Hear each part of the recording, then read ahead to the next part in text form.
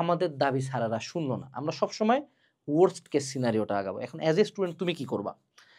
প্রথমে একটা আশার কথা বলি, এই ক্যালকুলেশনটাতেই বুঝতে পারতেছো যে ধরো তোমার যদি টোটাল 20 মার্কসেরও ডিফারেন্স থাকে, টোটাল মার্কে এটার ওয়েটেড অ্যাভারেজে খুব কম ডিফারেন্স আসছে, 2 থেকে 4 মার্ক ধরে নিলাম।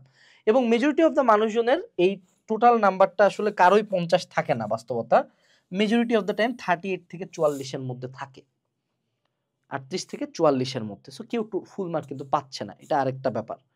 এখন ধরে নিলাম যে তোমার বাকিদের সাথে 5 মার্কস ডিফারেন্স হয়ে যাচ্ছে, তোমার টিপিক্যাল ভালো স্টুডেন্টের সাথে 5 মার্ক ডিফারেন্স হয়ে গেছে, বুঝলাম। কিন্তু তোমার তো অ্যাডমিশনে আরো 100 মার্ক আছে বাবা। তো যেই জিনিস আমার হাতে নাই সেই জিনিস নিয়ে যদি ধরো তোমার কেউ একজন মারা গেছে, খুব আপনজন মারা গেছে, তুমি যদি তার জন্য সারাদিন কান্দো, মাতম করো, খাওয়া দাওয়া বন্ধ করে দিলা, পড়াশোনা বন্ধ করে দিলা, ওই মানুষটা যেমন কষ্ট পাবে, ঠিক তেমন আল্লাহ বাজার হবে, উল্টা তুমি তোমার জীবনটা ধ্বংস করলা। এজ এ মানুষ হিসাবে সবসময় তোমার মুভ অন করার ক্ষমতাটা অনেক বেশি থাকতে হবে। তোমার হাতে এই 5 মার্ক নাই, তোমার হাতে আছে ওই 100 মার্ক।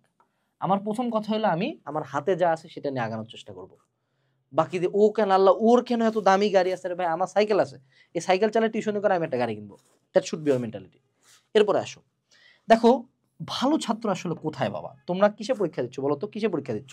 তোমরা কৃষিতে পরীক্ষা দিচ্ছ। তোমাদের অলরেডি বুয়েট শেষ, মেডিকেল শেষ, ডেন্টাল শেষ, এএফএমসি এএমসি শেষ, বুটেক্স শেষ, এমআইএসটি শেষ, বিইউপি শেষ, চবি শেষ, রাবিও হয়তো বা এটার আগে হয়ে যাবে, মানে যাবি শেষ, ঢাবি রেজাল্ট হয়ে যাচ্ছে। তো তোমার মনে হয় কারা আছে তোমার সাথে কম্পিটিটর, যাদের নাম্বার এখানে হিউজ ডিফারেন্স আসবে? তারা তো পরীক্ষা দিচ্ছে না। তো কে কৃষিতে পরীক্ষা দিতে আসবে? তোমার কি মনে হয় সবার আমার মতো তেল আছে যে বুয়েটে চান্স পাওয়ার পরে কৃষিতে ফার্স্ট হতে যাবে? না। 99% ভালো স্টুডেন্ট গন ভাইয়া। তোমরা যে 1% বাকি আছো, যে 1% বাকি আছে, ধরে নিলাম হেই পোলায় পড়লো, সেরে বাংলাতে চাইলো, বাউতে পাইলো, তোমার তো পাবলিকে দরকার একটা সিট। সো তোমার এখানে যারা কম্পিট করবে তাদের সাথে তোমার মার্কেট ডিফারেন্স হার্ডলি 2 থেকে 4 মার্ক হবে সর্বোচ্চ, বা সর্বোচ্চ গেলে 5 গেল। 5 মার্ক কি আমি পড়াশোনা করে এফোর্ট দিয়ে তুলতে পারবো কিনা? নিঃসন্দেহে পারবো, নিঃসন্দেহে আমি 5 মার্ক তুলতে পারবো ইনশাআল্লাহ। এখন এই 5 মার্ক তুমি কিভাবে তুলবা? কৃষিতে কি আসে? কৃষি এক্সাম মানেই আমার বায়োলজির উপর ফোকাস থাকবে অনেক বেশি, আমার কেমিস্ট্রির উপর ফোকাস থাকবে অনেক বেশি। স্বাভাবিকভাবে আমি ফিজিক্স এবং ম্যাথে ওরকম কঠিন কোশ্চেন করবো না। এবং তোমরা যারা মেডিকেল পার্টি আছো, তোমাদের তো ইংলিশ স্ট্রং আছে, ইংলিশ তো এখানে আছে 10 মার্ক, বায়োলজিতে দিছে 30 মার্ক, কেমিস্ট্রি দিছে 2 মার্ক। সো তুমি যদি টোটাল মার্কে দেখো, তোমার এখানে অ্যারাউন্ড 60 মার্ক তোমার হাতে, 60 থেকে 65 মার্ক তোমার হাতে আছে। তুমি যদি ডিফারেন্স ক্রিয়েট করতে চাও, এই 60-65-তে খেলো না। তুমি চিন্তা করো ওই পোলায় যত 2 পাইছে বেশি পাইছে, আমি বায়োলজিতে 30-এর মধ্যে 28 তুলে বসে থাকবো, নে এবার আয় মামা খেলি। আমি কেমিস্ট্রিতে 20-এর মধ্যে আমি 18 তুলবো, আমি দরকার হলে 20 আউট অফ 20 তুলবো, আমি ইংলিশে 8 পাবো। পসিবল তো? ইম্পসিবল কিছু তো না। এবং কৃষির প্রসেস তো খুব সিম্পল। কৃষির জন্য আমাদের গুচ্ছের বই 8টা, হ্যাঁ গুচ্ছের বই 8টা না, 4টা না 5টা, আমাদের কৃষির বই হলো একটা। এই একটা বই কৃষির, গুচ্ছের এরকম প্রত্যেকটা সাবজেক্টের একটা করে বই আছে, প্রত্যেকটা সাবজেক্টের একটা করে আছে। সো তুমি তো বুঝতে পারছো যে কৃষিটা ইজিয়ার একটা অপশন।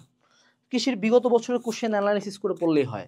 কৃষির জন্য নতুন করে কোনো থিওরি জানতে লাগবে না, কারণ নতুন থিওরি জানারই নাই, জাস্ট কোশ্চেন ব্যাংক সলভিং করতে হয়। নতুন কোনো শর্টকাট থেকে কিছু কোশ্চেন করে না। কৃষির জাস্ট তথ্যগুলার মুখস্থ রাখতে হয়, তথ্যগুলো মনে রাখাটাই হলো চ্যালেঞ্জ, তো এটাই হলো আর্ট। সো তুমি তোমার হাতে যা আছে সেটা নিয়ে আগাও। প্রতিদিন 10 থেকে 12 ঘন্টা টেবিলে সময় দাও। একটা বই কিনে, একটা কোশ্চেন ব্যাংক কিনে টার্গেট করো কোশ্চেন ব্যাংকটা 5 থেকে 6 বার শেষ করে দেওয়ার। কত পেজ এখানে? হার্ডলি এখানে 400 পেজেস আছে। তুমি যদি দিনে 10 পেজ করে পড়ো, তোমার কয়দিন লাগে বলো দেখি? 40 দিন লাগে। তুমি তো মাত্র 10 পেজ পড়ার কথা না, কারণ তুমি তো বুইড়া বেটা। সো তুমি 40 পেজ করে পড়লে তোমার 10 দিন লাগে। তোমার পরীক্ষার এখনো প্রায় 30 দিন 40 দিনের মতো বাকি। 4 বার এই বইটা পুরা শেষ করে ছিঁড়ে দেওয়া যাবে, লাইন বাই লাইন মুখস্থ করা যাবে। এই জেদটা আনো, নতুন করে ক্লাস কিনো, কোর্স কিনো, জাস্ট সলভিং এর অ্যাপ্রোচটা দেখো, এফোর্ট দাও, এবং একসাথে হয়ে স্মারকলিপি দাও, প্রতিবাদ করো। কিন্তু মেজরিটি অফ দ্য টাইম প্রতিবাদের ফলাফল আসলে ওই জাত তাই। গুচ্ছের প্রতিবাদের কারণে হ্যাঁ অনেকে বের হওয়া থেকে থামছে, কিন্তু যারা বের হয়েছিল তাদের কিন্তু ঢুকাইতে পারেনি। সো আমাদেরকে এখনো ওয়ার্স্ট কেস সিনারিওটা ধরে অ্যাজ এ স্টুডেন্ট আগাইতে হবে। এখন তুমি যদি চিন্তা করো যে না আমি আন্দোলন করে যাব, হয়তো আমার জিপিএ চেঞ্জ হয়ে যাবে, এইটা ভাবে যদি তুমি পড়াশোনা আটকে রাখো, জাস্ট সিম্পলি যারা পড়াশোনা আটকে রাখেনি তারা চান্স পাবে।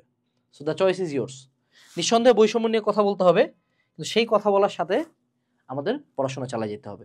আমাদের কিউনো পাবলিকেশনের এগ্রিকালচার অ্যানালাইসিস বই এবং আমাদের এগ্রি জিএসটি কোর্সের লিঙ্ক ভিডিও ডিসক্রিপশন বক্সে দেওয়া আছে। তোমরা কৃষি বিশ্ববিদ্যালয়ে ভর্তি পরীক্ষার জন্য শুভকামনা রইল। আসসালামু আলাইকুম, টাটা।